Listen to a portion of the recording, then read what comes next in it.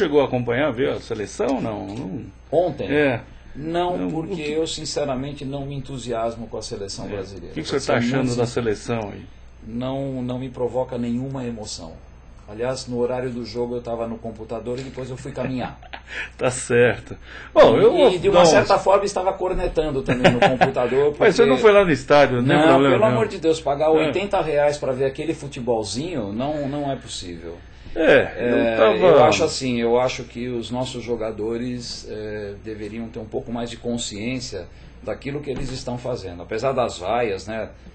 Também concordo, houve um exagero de vaia, mas eu acho que muitas dessas vaias também são causadas pelo próprio comportamento dos jogadores, que na minha opinião não dão nenhuma importância para a seleção brasileira. Sinceramente, esse grupo para mim podia mudar. Se fizer um grupo só com jogadores nacionais aqui, eu acho que a gente teria um pouco mais. Tem muita gente enganando faz tempo naquela seleção. Até concordo. Tem muita gente enganando faz muito tempo naquela seleção. Eu estava vindo para cá e tem um especial que eu não vou citar o nome, mas tudo bem, né? A nova versão do Robinho, né? Que eu costumo dizer. Tá. Mas ele está aqui, não está fora ele ainda? Ele está aqui. É pica-pau lá. Em termos regionais é um espetáculo, né? Mas chega na hora do vamos ver. Porque olha, vamos combinar que ganhar de 1-0 da África do Sul é ridículo, né? Talvez falte um pouco de amadurecimento para ele, né? Assim, eu acho que não é só ele, né? O Zico quando começou a ser convocado, ele foi muito questionado na seleção. Não sei se o senhor lembra disso. Mas o Zico tinha outro comportamento, né? Ele tinha um envolvimento com o time. O Zico não estava preocupado só com. Aliás, ele não fazia comercial, né? Jogava bola. Mas hoje é uma das formas de segurar o jogador. Né? Não, é outra. Mas de qualquer forma, né, só para completar a tua pergunta, a seleção realmente não me. Em Copa do Mundo ainda vai, mas esses jogos também. Jogar com a África do Sul, com China, não dá, né? Mas os outros clubes nem toda hora querem jogar contra o Brasil, né? Sei. Então, ainda bem, né? Porque já imaginou com esse time. Pegar os times mais fortes aí vai ser complicado, ia ser o vexame maior. Mas enfim, eu sou muito mais. Aliás, eu faria uma troca. Eu colocaria Corinthians e Grêmio ontem às 4 horas da tarde e a seleção para jogar hoje, no sábado às 9 da noite. Porque Corinthians e Grêmio é muito mais importante. O problema é o calendário, né? Jogou na quarta-feira lá em Florianópolis. Mas eu estava acompanhando aqui, eu vindo para a rádio, estava ouvindo o Craque Neto na Rádio Bandeirantes, e o Craque Neto foi bastante decisivo em relação aos jogadores da seleção. Tem muita gente que ganha muito e está jogando pouco na seleção. Os caras têm que tomar vergonha. Não é só plim-plim lá. Concordo, entendeu? Totalmente. Então, eu acho que assim, é muito fácil o pessoal ficar criticando o Mano Menezes, né? Mas quem joga bola é o jogador. E se você for analisar a seleção que entrou em campo, a gente pode questionar um outro jogador, mas a maioria deles é o que o povo gostaria. Alguém vai questionar que o Neymar não tenha que ser convocado? Ninguém vai questionar. Lucas, Leandro Damião, né? Os dois laterais, Daniel, o Marcelo, né? Não tem o que questionar. Vamos questionar talvez o goleiro, né? Alguém vai questionar que o Paulinho tem que ser convocado? Talvez questionasse que o Paulinho tinha que entrar jogando. Mas é o melhor volante brasileiro hoje, né? Então, quer dizer, as críticas são poucas, né? Agora, o fato da seleção não estar jogando a contento, isso basicamente eu acho que os jogadores que precisam ter um pouquinho mais de dedicação e praticar um futebol mais coletivo. Pelo que eu observei ontem, o seu Lucas quer uma bola para ele e o seu Neymar quer outra para ele, né? A hora de passar para alguém para servir o companheiro, né? Ninguém quer, né? Agora, o pessoal quer Luiz Fabiano na seleção. Eu particularmente, eu acho que o Luiz Fabiano é um grande atacante, um grande jogador. Só que é o seguinte, a gente já sabe o que o Luiz Fabiano vai produzir numa seleção. Você não precisa experimentar o Luiz Fabiano. Só que o Luiz Fabiano vive com problemas físicos, tá certo? Então você vai botar o Luiz Fabiano para jogar hoje, chega lá no ano da Copa, ele tá machucado e não vai jogar. E aí vai por quem? Não experimentou ninguém, não testou, não deixou o Leandro Damião jogar, o Pato, os jogadores mais jovens. Se o Luiz Fabiano estiver bem no momento da convocação da Copa, ele vai ter a vaguinha dele, com certeza. Ele não é um jogador que precisa ser testado, né? Fred também não precisa mais ser testado na seleção. Então não é o momento. E esses jogadores estão sempre com problema físico, né? Fred também, joga um, vai ficar 2 fora, né? Como é que você vai bancar um jogador desse? Né? E espera, no próximo ano que vem, na próxima Copa, outro ano, ué, ele tá bem? Ai, vão chamar, ele tá bem, esse ano parece que ele... Né? Então, eu gosto do trabalho do Mano, acompanhei o trabalho dele no Corinthians, é um trabalho sério, né? O pessoal faz muitas críticas pro Mano em relação a ele, empresário e tal, mas para mim ele é um cara muito sério, faz um trabalho sério, tá certo? E outro detalhe, quem tá dirigindo a seleção lá é o diretor de seleções que se chama André Sanches e que, na minha opinião, é só o melhor dirigente do futebol brasileiro, né? Ele foi o único que segurou o Tite e o Tite ganhou a Libertadores. Então, já que ele está achando que tem que segurar o Mano, eu também acho e dou um voto de confiança para o Andrés. Tem que segurar o Mano mesmo, tá certo?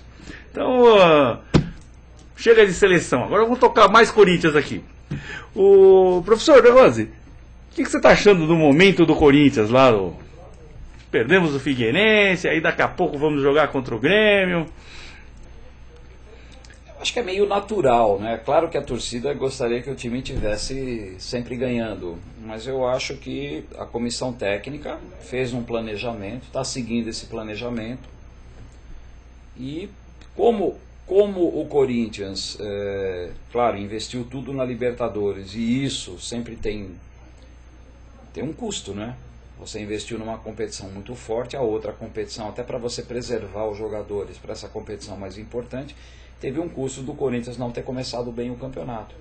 Houve uma recuperação, então eu acho que o Corinthians, na minha opinião, a grande função do Corinthians nesse campeonato é se manter nesse bloco intermediário, até porque para nós chegar em segundo ou chegar em 16º, né, que é o último posto antes do rebaixamento, não vai fazer diferença em termos de resultado. Claro, a gente fica chateado, quer ver o time cada vez melhor, mas eu acho que de novo está se pensando num objetivo maior. Eu concordo totalmente. Claro, eu vou no estádio, eu quero ver meu time ganhar, eu não gosto de ver o time jogando mal, mas as últimas partidas que o Corinthians jogou, por exemplo, contra o Santos, o Corinthians não jogou mal, muito pelo contrário.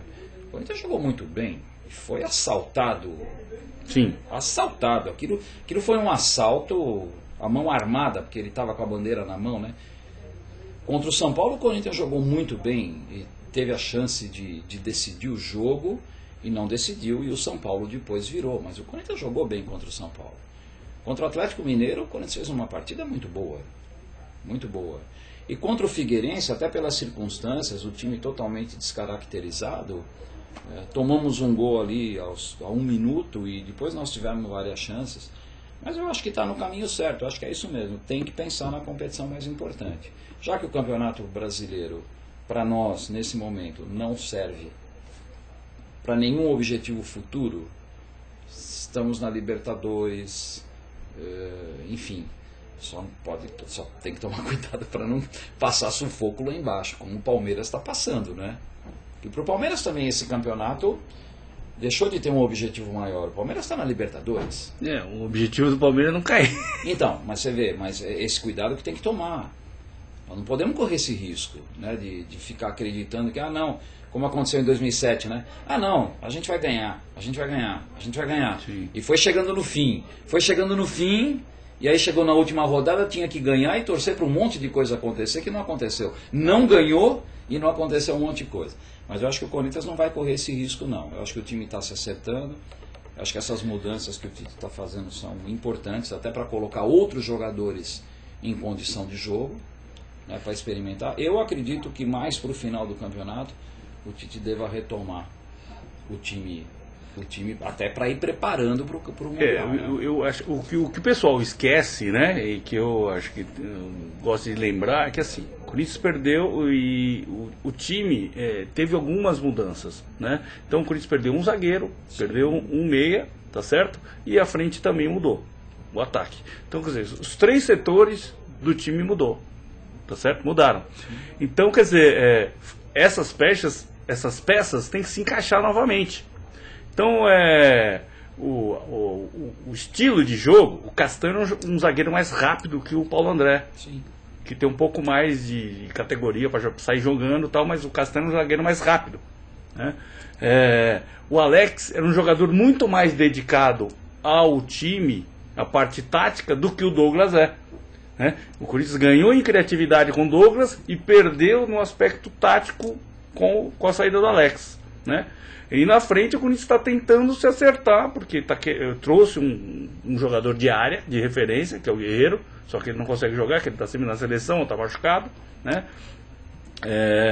E está tentando acertar um posicionamento mais ofensivo, porque o Corinthians da Libertadores jogou até só com o Emerson mais isolado na frente, né? Então as peças têm que se encaixar novamente. Sem dúvida. Né? Não é tão simples assim, saiu, põe um outro. Tudo muda diferentemente, né? Então uma coisa que eu tenho dito ultimamente, se o Douglas não se adaptar na função do Alex, ele vai perder o lugar no time. Ele tem o talento, tem jogado bem, não está jogando mal, só que assim, o time está meio torto. Porque o Douglas ele sai para fazer a marcação na frente e fica o Danilo obrigado a recuar para fechar o meio. Isso quando o Corinthians está sem a posse da bola. Quando o Corinthians está com a posse da bola, inverte. O Douglas vem para trás e o Danilo vai para frente. Que o Danilo é o cara de referência das bolas. Sim. Que vem lá do Cássio. Então nessa troca de posição, abre um espaço no meio. O espaço, por exemplo, que o São Paulo usou quando ele fez o primeiro gol. Que o meio ficou todo aberto e o Lucas... Né? Então, as peças precisam se encaixar, né? O Tite, com certeza, ele vai acertar o time até o final do ano, né? Assim espero, né? Porque, pô, tem que visitar meus parentes lá e, pô, eu chegando lá pros meus primos lá falando que o Coringão é o bom e... Não dá, né? O japonesado vai entender. Mas é isso aí. Professor De Rose, prazer enorme. Por favor, dê as suas despedidas finais aí pros nossos internautas. De novo, agradecer essa oportunidade de falar sobre dois assuntos, né, que eu gosto muito, basquete e Corinthians, né, claro, e torcer muito aí pro nosso timão continuar aí no caminho, que no fim do ano nós possamos ter aí nossa, enfim, coroada aí essa temporada que já teve um fruto muito legal. E torcer também para que de repente a gente possa ter o basquete do Corinthians novamente aí em foco, né? Trazer o Corinthians de novo para as quadras, para a gente poder voltar a torcer pelo Corinthians do basquete. Muito obrigado. Certo. Então, agradecer novamente a visita aqui do senhor aqui no Kodama na Rede, né? O espaço aqui está sempre aberto, se eu quiser aqui falar mais de Corinthians, mais de basquete, estamos à disposição, é sempre um prazer aqui. Meu prazer maior é sempre falar com grandes corintianos, né? Isso é uma coisa que me dá muito prazer, né? Então daqui a pouco Coringão no Pacaembu lá, esperamos uma grande vitória, né? Vamos tirar a alegria do Luxemburgo, né? Galera, também não percam lá, dia 27 de outubro, Marcos e Belucci no Coringão, tá certo? Grande abraço para todos, até sábado que vem, tchau!